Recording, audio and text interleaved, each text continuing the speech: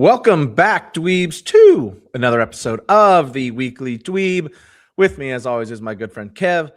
Kev, how are we doing today, buddy? How are we? I am on top of the world, James. Now, this will be just a little bit of a teaser for an upcoming recording, but it also kind of fits with today's subject matter. Look what came in the mail, my! James. That is right. That is fun. I have got us right here, ready to go for our Invincible Season 4 review. Go. I have finally dusted it off. So now I have I have all three compendiums. I'm reading as much as I possibly can to try to actually get caught up. But for the sake of our recording this week, I was able to just skip to where we are in the story. Oh, that's very fun. Okay, I am here for this. That's going to be awesome. I love that. That thing looked big too. That thing looked thick. Dude, they are massive. Yeah. Oh yeah. Yeah. Look at it. Look at this bad boy. I mean, holy shit. That's fucking fantastic. Issues 48 to 96 right there. So there's about 150 of these bad boys. Eventually, I'm sure we'll talk about a lot of reading to get to. That's right. But while I'm sorry to tease any of the viewers out there, obviously you saw the title and the thumbnail, so you know we're not talking about Invincible Season 4 today, but we are talking about another comic book adaptation. So it fit. We are an unexpected one at that. That's right. Very unexpected. We have something I did not expect to see on a Monday. A Django sequel. A sequel to Django Unchained Quentin Tarantino movie is in the works, which I loved that movie. However, this is based on a comic, as you said, Kev. It is a Django Zorro crossover movie in development. The comic book is co-written by Quentin Tarantino and Matt Wagner. The movie is officially a go at Sony. And something you're excited about is Brian Hegland has been picked to write the movie. No directors announced at this time. Early development and follows the comic it's based on. Kev, what are your thoughts on this? We had to do some research because I don't know a ton about the comic, and I know less about, just about the same about Zorro.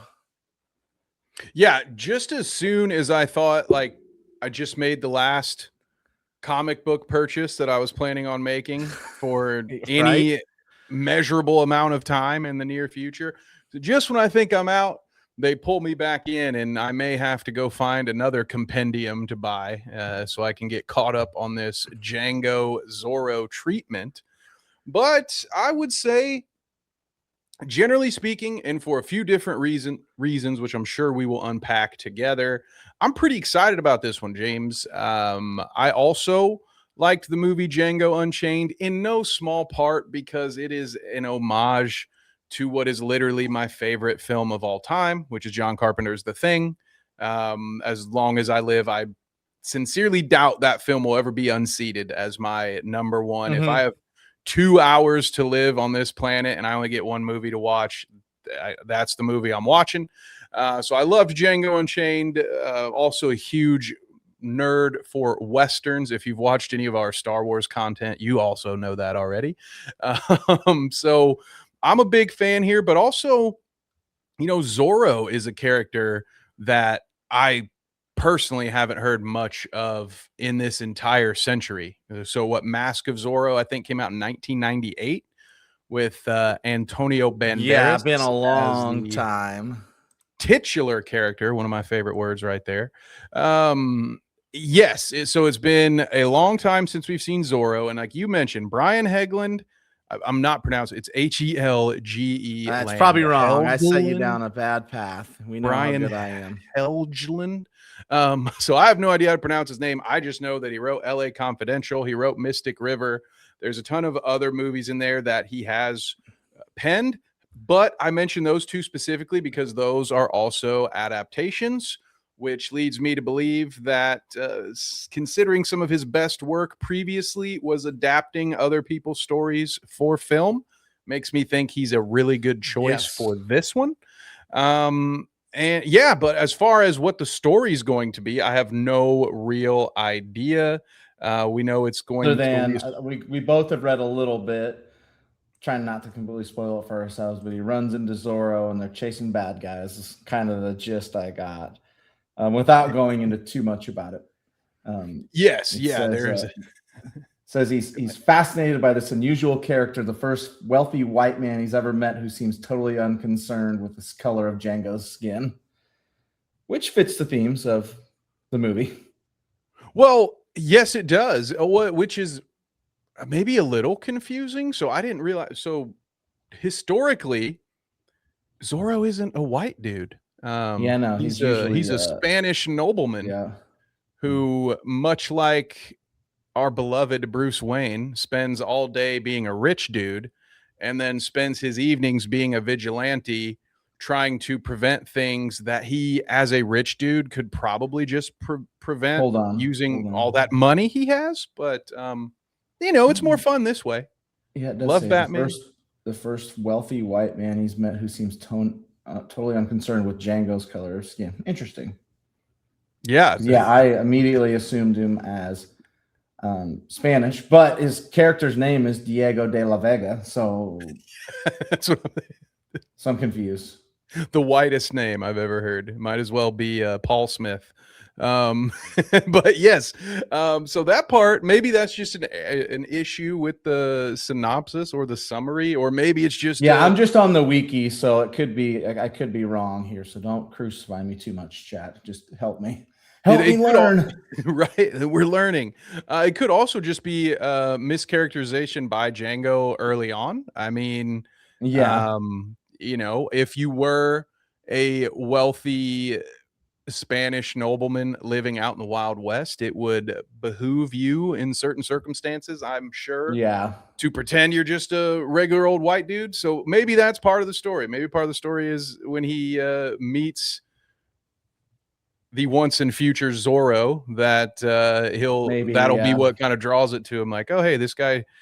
Although there was that whole guy, played by Christoph Waltz, that helped Django throughout the first movie. So he's definitely met at least one white dude who, you know what I'm saying? It's like, I don't know about that. Leo's in that movie. Oh man, I love that movie. You just kicked like, God, it's so good. It's very good. Hopefully it's incredible.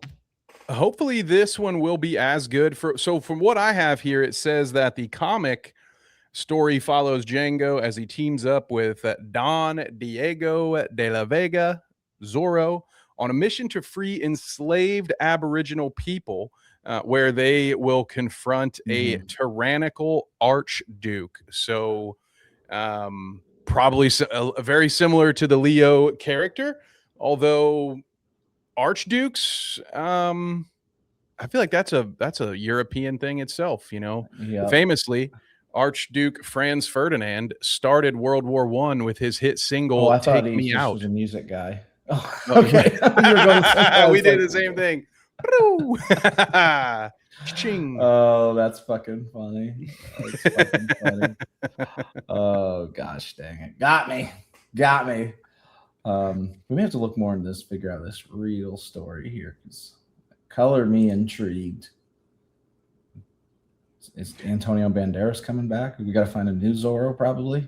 Dude, there's a great opportunity for a cameo there, right? Where you could do Antonio Banderas as like, just quiet older guy in the back. And so the people who know will know and be like, "Oh, look, there he is." Yeah, just for fun. That would be good. Sounds like we're both excited for it. That's what I'm taking out of this, though.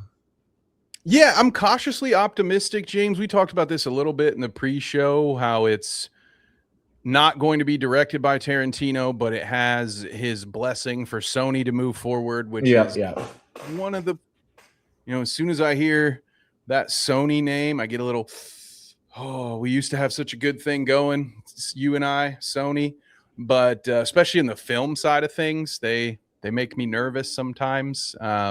See any of the Spider-Man cinematic universe films for more.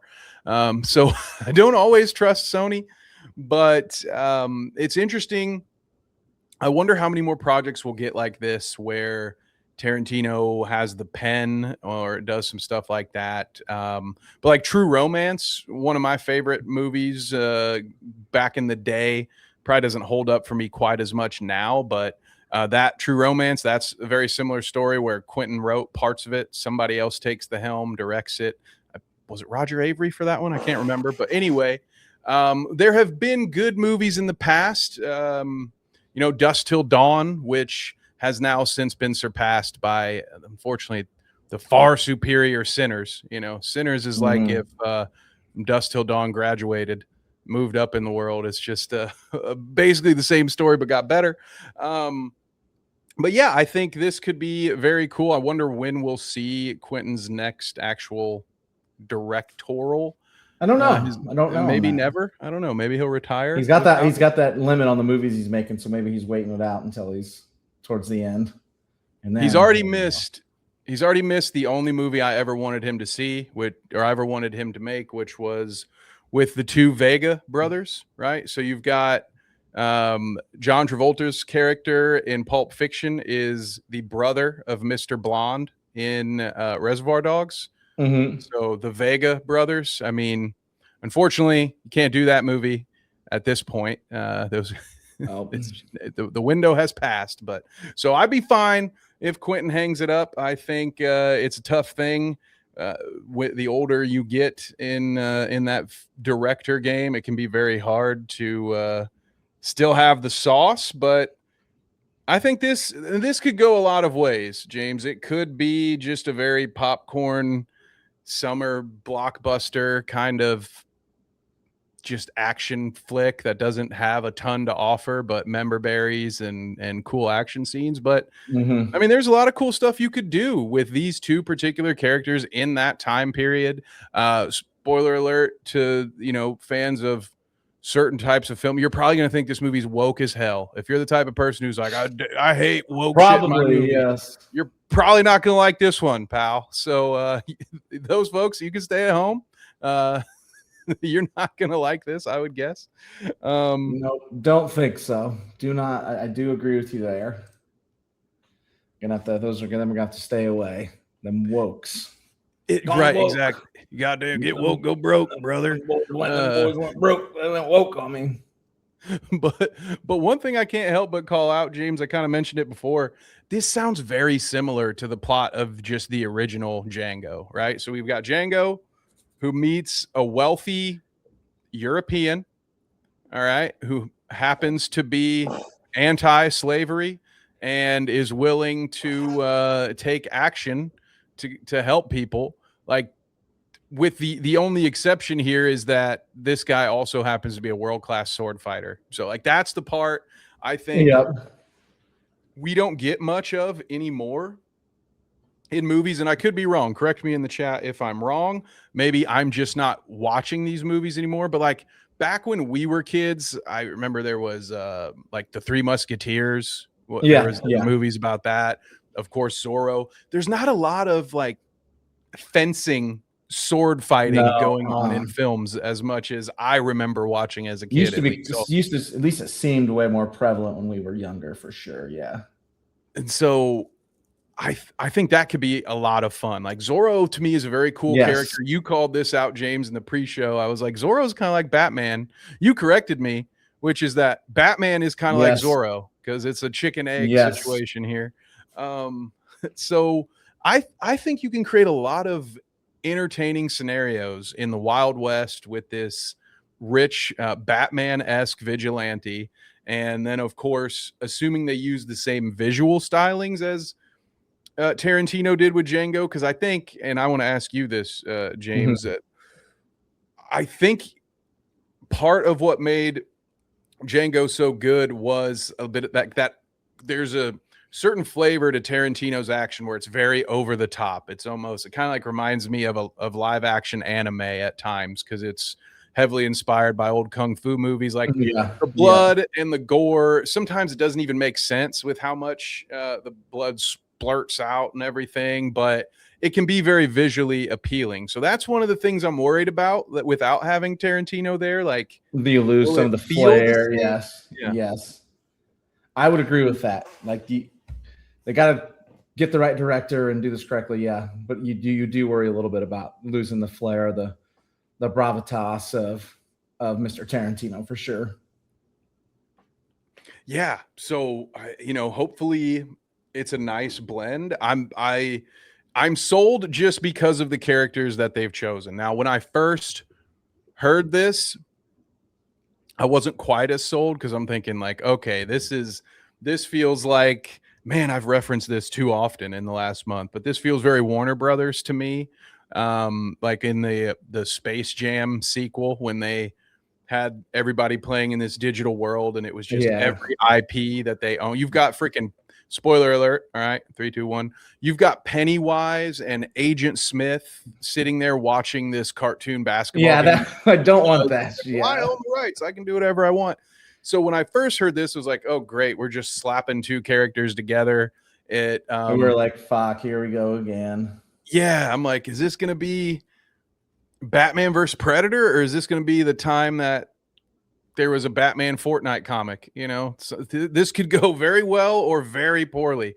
But the fact that the comic already exists at least gives me the benefit of the doubt in thinking that, okay, this is a story that's been told before. They didn't just they're not me in my bedroom as a 9-year-old just clanking two action figures together. Correct, Sometimes some of these movie ideas and comic ideas feel like that sometimes, to say nothing of the world of pro wrestling, but that's for another show. That's neither here nor there. So yeah, count me in when it comes to this. I'm just double checking the notes to see if there's anything else I wanted to call out, but no, I could really see this being an entertaining, fun watch. If it's not, it's probably not the deepest film you're ever gonna. I almost want it to lean into being more of that over the top action movie than anything. Give me more. Don't dial it back. Do not dial it back. We want campiness and stupid fight scenes and craziness. Bring it on. And Zorro doing stuff like, I feel like in the old Zorro days, he would, because he cuts this Z. Yeah, got to cut the Z into him. But he would also like cut the Z into someone's pants, and and their pants would fall down. You'd see their goofy underwear. It's like, gotta have that. Gotta have that. Do not get rid of. We can do this. It's fine. And then Django hits him with a shotgun, and their insides just blow up and cover everybody in the room. It's a very fine line, like you said, James, but there is a world where this comes out and it's one of the more entertaining movies of the year. That's the world I hope we live in. Yes. Fingers crossed. Yeah, that's the world we want to live in. Please do not, don't make this a boring. Like, don't suck the life out of this movie. Lean into it, folks. Lean into it, Sony. Lean into it. Which is not something we say very often around here. No, all right, we don't. Sony. No, we got we need to have a talk, Sony, but we need to have a talk. Not today. Oh shit! Thank you guys for joining us. This has been the Weekly Dweeb. Please like, subscribe, and share as we work our way towards 200. Got tongue tied there. Kev, outside of here, where can they find you at, my man? Oh, go check us out over on carnagemediappv.com or youtube.com at Carnage Media PPV. Benchmark Pro Wrestling. We just recorded April Rain on Saturday. One of, if not the best event that they have had in the year plus that this promotion has been around. Just some incredible stuff. So I am working diligently on the edit so we can get everything set up and then do the commentary, but within the next few days that will be live on our YouTube channel, Carnage Media. So if you're interested in that, go get caught up on all the old episodes, and by the time you're done getting through that, I will have the new one ready for you. Other than that, just keep an eye out. We're going to have a couple of guests over the next recent and continuing future. So we're gonna be joined by a special guest this week when we talk Invincible, and maybe this guest will be hanging around talking movies with us more often. Maybe. So make sure you've got those noties on, because you don't want to miss an upload. Simple. Just don't want to miss one ever. Do not want to miss it. Hit that button. Hit that fucking button. Makes Kev happy. Thank you guys for joining us today. This has been the Weekly Dweeb. Until next time.